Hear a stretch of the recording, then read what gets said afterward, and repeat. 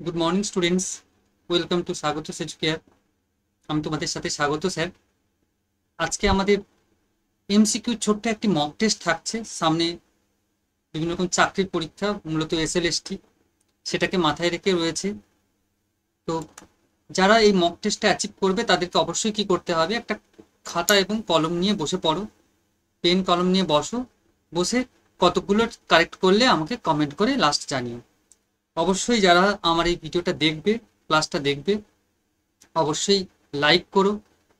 আর যারা একদম নতুন আমার এই ক্লাসে, ওই চ্যানেলে নতুন যারা রয়েছে, তারা অবশ্যই স্বাগত এডুকেয়ার এতে সাবস্ক্রাইব করে নেবে, তাহলে এডুকেশন রিলেটেড যা ক্লাসগুলো নিই টাইম টু টাইম পৌঁছে যাবে। ওকে, সময় একদম নষ্ট নয়, সরাসরি প্রশ্ন। এখন আমরা এই যে সামনের এক্সাম দেব, সেই এক্সামটা বেশ কিছু জায়গা থেকে 10টা ইউনিট রয়েছে এডুকেশনের, সেই জায়গা থেকে প্রশ্ন। প্রথম প্রশ্ন, পরাবিদ্যা বলতে বোঝায় আধ্যাত্মিক শিক্ষা, জাগতিক শিক্ষা, ব্যবহারিক শিক্ষা, এই সকল। পরাবিদ্যা means spiritual learning, worldly learning, practical learning, all of this which is correct? পরাবিদ্যা বলতে আমরা কি বুঝি? ওকে, অ্যান্সার দেখে নিই। একদম আধ্যাত্মিক জগৎ, স্পিরিচুয়াল লার্নিং। ওকে, এটা একদম ব্রাহ্মণ্য শিক্ষা ব্যবস্থা বা বৈদিক যুগের শিক্ষা ব্যবস্থাতে এই ধরনের কনসেপ্ট। নেক্সট, নাম্বার 2, যোগ দর্শনের প্রতিষ্ঠাতা কে? Who is the founder of yoga philosophy? Nimbarka, Madhvacharya, Gaudapada, Patanjali. Who is the pro founder বা founder of the yoga philosophy? Okay, একদম পতঞ্জলি হচ্ছেন যোগ দর্শনের প্রতিষ্ঠাতা। কতগুলো ভাগ রয়েছে, আস্তিক দর্শন, নাস্তিক দর্শন। তো সেইখানে নাস্তিক দর্শনের মধ্যে একটি অংশ থেকেই প্রশ্ন। ওকে, নেক্সট কোশ্চেন নাম্বার 3, যোগসূত্র সম্বলিত কটা যোগসূত্র রয়েছে? যোগা সূত্র 190, 195, 295, 495। কতগুলো যোগ সম্বলিত সূত্র রয়েছে? যোগ দর্শনের এক কথায় বলা যায় কতগুলো সূত্র রয়েছে? একদম 195টা যোগসূত্র রয়েছে। নেক্সট কোশ্চেন নাম্বার 4, ভারতীয় দর্শন বর্ণনা করে Indian philosophy describe soul, spiritual, perception, concept. দুটো অ্যান্সার হবে, আত্মা এবং আধ্যাত্মিকতা, এই দুটো জায়গা থেকেই কোশ্চেন অ্যান্সারটা হওয়া উচিত। হ্যাঁ, একদম স্পিরিচুয়াল কনসেপ্ট, তার মধ্যেই তো সোল চলে আসে, তাই না? তাই spiritual concept is correct answer. Next question number 5, Charvaka দর্শনের একমাত্র প্রমাটা কি? প্রমা কোনটি? হুইচ ইজ দ্য অনলি প্রমা অফ Charvaka philosophy? Sensation, spirit, perception, concept. এরা কিন্তু একদম বেদ বিশেষ বিশ্বাস করে না, এটা হচ্ছে নাস্তিক দর্শন বলা যেতে পারে, তাই না? অবশ্যই পারসেপশন বা প্রত্যক্ষণের উপর, সেন্সেশন, পারসেপশন, এই সব জায়গাগুলো থেকে তাহলে চারবাক দর্শনের প্রমা মিন হচ্ছে উপলব্ধি বা পারসেপশন। শব্দ, মানে এই যে শব্দ, এই যে ফিলোসফিক্যাল টার্ম, শব্দ মিনস কি? Soul, inference, perception, verbal testimony. দার্শনিকরা সোল শব্দ কথাটাকে কোন অর্থে ব্যবহার করেছেন? একদম কারেক্ট অ্যান্সার হবে কি, শব্দ মানে হচ্ছে মৌখিক সাক্ষ্য বা ভার্বাল টেস্টিমনি। ওকে, ভার্বাল টেস্টিমনি হচ্ছে শব্দ। কোশ্চেন নাম্বার 7, শারীরিক এবং মানসিক নিয়ন্ত্রণ কোনটা? Which is the physical and mental control? Karma yoga, bhakti yoga, রাজযোগা and জ্ঞান যোগা। রাজযোগার পরে জ্ঞান চলে এসছে, রাজ ভক্তি যোগ মানে তাহলে কি হলো? প্রথমটা হচ্ছে কর্মযোগ, এটা একটু স্পেলিং ভুল হয়েছে। কর্মযোগ, ভক্তিযোগ, রাজযোগ, জ্ঞানযোগ বিবেকানন্দের সঙ্গে খুবই প্রাসঙ্গিক। অবশ্যই রাজযোগের সঙ্গে এটা সম্পর্কিত। রাজযোগ বলতে বোঝায় মানসিক নিয়ন্ত্রণ এবং শারীরিক, এই দুটোকেই উল্লেখ করে। হ্যাঁ, নেক্সট হচ্ছে কি, প্রমা। এই যে তখনও বলেছি প্রমা, এখনো বলছি প্রমা, কিন্তু অপশানগুলো ডিফারেন্স। প্রমা means unknown knowledge, practical knowledge, spiritual knowledge, valid knowledge. একদম প্রমামিন মানে প্রত্যক্ষ, তাই না? মানে তার মানে কি ভ্যালিড নলেজ, পারসেপশন হচ্ছে, তাই না? ভ্যালিড নলেজ মানে এখানে একদম প্রকৃত জ্ঞানটা আসছে। নেক্সট কোশ্চেন নাম্বার 9, আস্তিক দর্শনের কর্তৃত্ব কোনটা? হুইচ ইজ দ্য আস্তিকা দর্শন অথরিটি? গড, কর্ম, ভেদাস? না, আস্তিক দর্শন মানে অবশ্যই ভেদ, বেদ হচ্ছে আস্তিক দর্শন। নেক্সট কোশ্চেন নাম্বার 10, চারটি মহৎ সত্য হলো সেই শব্দ যা ড্যাশ দর্শনের প্রতি নির্দেশ করে। এটা হচ্ছে চার বাঁকা হবে এটা।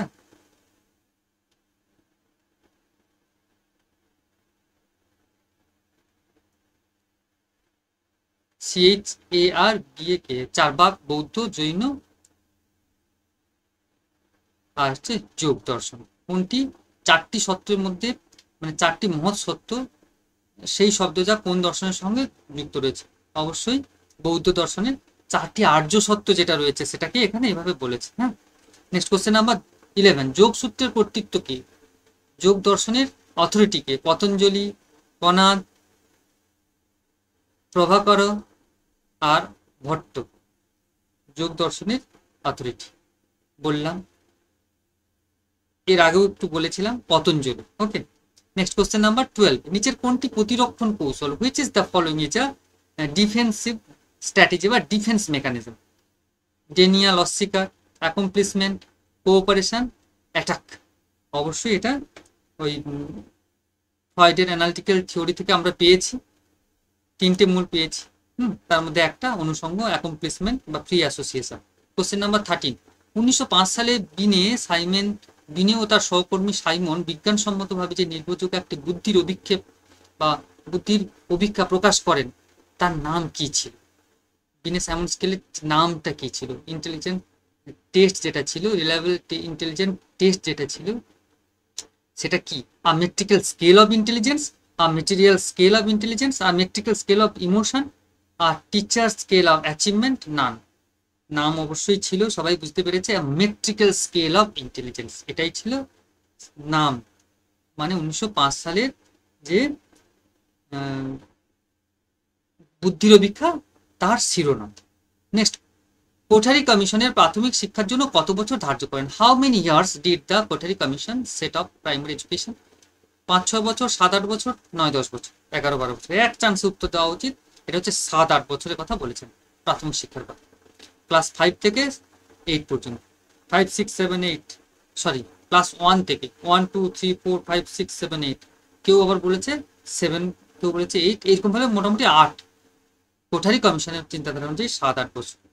মডেল স্কুলের কথা বলা হয়েছে কোন কমিশনে? এটা বিশ্ববিদ্যালয় শিক্ষা কমিশন হবে, একটু টাইপিং মিস্টেক হয়েছে, এটা বিশ্ববিদ্যালয় শিক্ষা কমিশন। দেখো ইংরেজিটা রয়েছে, ইউনিভার্সিটি এডুকেশন কমিশন। তো মডেল স্কুল আর মেনশন মুদালির কমিশন, কোঠারি কমিশন, জাতীয় শিক্ষানীতি 86, কোনটা হবে? অবশ্যই এটা হচ্ছে জাতীয় শিক্ষানীতি 1986-তে মডেল স্কুলের কথা বলা হয়েছে।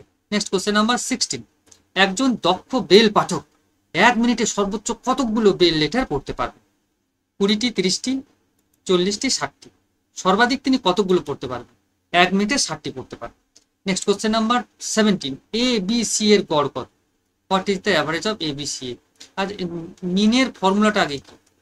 সাম অফ এক্স বাই এন। এখানে এ বি সি যদি যোগ করি তাহলে এ বি সির সাম অফ এক্স কত হবে? সাম অফ এক্স হবে A plus B plus C, কারণ এখানে তো নিউমেরিক্যাল নেই, মানে লেটার রয়েছে, তাই না? ডিভাইডেড বাই 3, তার মানে অ্যান্সার হচ্ছে এ। নেক্সট কোশ্চেন নাম্বার, যে অভিক্ষায় পদগুলি সমস্ত সমান, কঠিন বা সহজ তার নির্ভরযোগ্যতা পরিমাপের সবচেয়ে উপযুক্ত পদ্ধতি? এটা রিলায়েবিলিটি থেকে, নির্ভরযোগ্যতা থেকে, দুটোই সমান হলে অবশ্যই কি হবে? Test retest, split half, internal consistency? None. অবশ্যই স্প্লিট হাফ মেথড। দুটোই সমান হলে, যে অভিক্ষায় পদগুলি সমস্ত সমান, কঠিন বা সহজ তার নির্ভরযোগ্যতা পরিমাপের সবচেয়ে উপযুক্ত পদ্ধতি। হ্যাঁ, এটা কিন্তু অ্যান্সার ভুল রয়েছে, এটা অ্যান্সার হবে কি? Split half method. ওকে, এটা হবে স্প্লিট হাফ মেথড, অর্ধ বিভাজিত পদ্ধতি হচ্ছে এর answer. Okay, next question number 19, একটি ব্যক্তিগত বুদ্ধির অভিক্ষার নাম বল। The name of individual intelligent test, বুদ্ধির পরীক্ষার যে শ্রেণী বিভাগগুলো রয়েছে, army alpha, army general, Binet Simon scale, none of. অবশ্যই বুদ্ধির অভিক্ষা আমরা যে বিনে সাইমন স্কেল করেছি এটা বাচনিক ভাষাগত একটা একক বুদ্ধির অভিক্ষা। ওকে, তো তাই অ্যান্সার ইজ সি, বিনে Simon scale. Next question number 20। পরীক্ষার্থী ক্লাস 5-এ একজন শিক্ষার্থী ক্লাস 5-এ বাংলা কবিতা পড়ার পর শিক্ষক মহাশয় বেশ কয়েকটি প্রশ্নের উত্তর তার কাছ থেকে জেনে নিচ্ছেন, দেখি পারে কিনা। কবিতার নাম কি, কবিতার এই লাইনটার মানে কি, এই শব্দটার মানে কি, এরকম তিনি যাচাই করছেন। তো after the student reads Bengali poem in class 5, the teacher will ask him to answer a few questions. Teacher এটা vocabulary test, achievement test, reflection test, class test, কোনটা হয়? অবশ্যই এটা অ্যাচিভমেন্ট টেস্ট, পারদর্শিতার অভিজ্ঞতা, সে কতটা অ্যাচিভ করতে পারবে। Next question number 21। How many elements of socialisation, সামাজিকীকরণের কয়টা উপাদান? 3, 4, 5, 6। সোশ্যালাইজেশন বা সামাজিকীকরণ যে রয়েছে তার কয়টি উপাদান? অবশ্যই 4টি উপাদান। এটা হচ্ছে অনুকরণ, অভিভাষণ, আত্মীকরণ এবং ভাষা। এই শব্দটা ইমিটেশন, সাজেশন, আর একটা হচ্ছে ল্যাঙ্গুয়েজ, স্পিরিচুয়াল, ল্যাঙ্গুয়েজ, আর একটা হচ্ছে মোটামুটি ওই অনুকরণ, অভিভাবন, অঙ্গীভূতকরণ, মানে কি বলবো, এই রয়েছে মোটামুটি 4টে। নেক্সট চলো কোশ্চেন নাম্বার 22। উজ্জ্বল তার বাবার চশমাটি পরে স্কুল যাওয়ার সময় কি করলো সে? যেমন হয় তার বাবা কাঁধে নিয়ে নানা ধরনের অঙ্গভঙ্গি করছে। তো এইরকম সিচুয়েশনে সে স্কুলে এটাকে কি বলবো, এটাকে এক কথায় কি বলা যেতে পারে? ইমিটেশন, সাজেশন, ইমিটেশন, এমব্রয়ডিং, হ্যাঁ, আর এটা হচ্ছে সব কটাই। কোনটা বলবে? উজ্জ্বল ইজ ওয়ারিং দ্য ফাদার্স যে পড়েছে, সেটাকে কিভাবে বলা যেতে পারে? অবশ্যই সেটাকে বলা যেতে পারে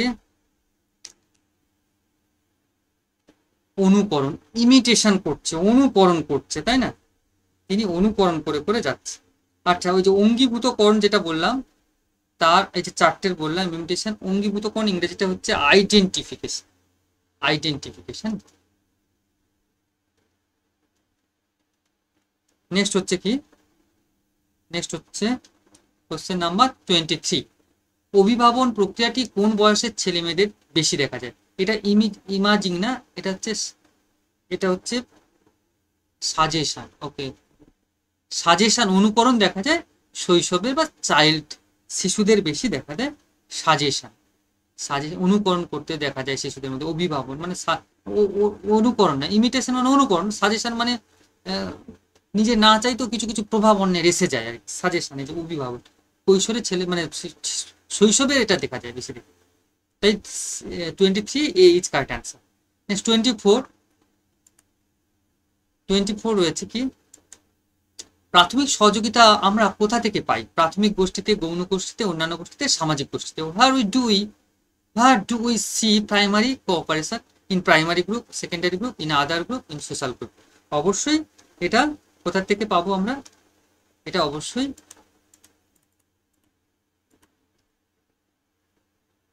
এটা আমরা পাবো প্রাথমিক গোষ্ঠী থেকে, in primary group. Next question number 25, homework question. সরকারি চাকরি ও নিয়োগ সংক্রান্ত ক্ষেত্রে নাগরিকদের সমান অধিকারের কথা বলেছে কত নম্বর ধারাতে? Article 14, article 15, article 16, article 17। তো এটাই থাকলো আজকের, এইটুকু ছিল আজকের ক্লাস। আশা করি সবাই 24টাই কারেক্ট করেছো। এই 25টা তো অবশ্যই কারেক্ট করবে, এটা একদম ইজি। থ্যাংক ইউ এভরিওয়ান, সবাই ভালো থেকো। যারা আমার এই ক্লাস দেখলে, এই ক্লাসের পিডিএফ যদি পেতে চাও তাহলে এই টেলিগ্রাম চ্যানেলটাতে জয়েন হয়ে যেতে হবে। স্বাগত সেচুকেয়ার সেম টেলিগ্রাম চ্যানেল, ঠিক সেম ইউটিউব চ্যানেল রয়েছে @স্বাগত সেচুকেয়ার। এখানে যদি ইউটিউব চ্যানেলে জয়েন থাকো তাহলে আমার এডুকেশন সম্পর্কিত যা ক্লাস সব পাবে। চাকরির পরীক্ষা, স্কুল কলেজের বিভিন্ন রকম জায়গার সুবিধা তোমাদের এখান থেকে পাবে। থ্যাংক ইউ এভরিওয়ান, সবাই ভালো থেকো, আবার দেখা হবে। ওকে, বাই বাই।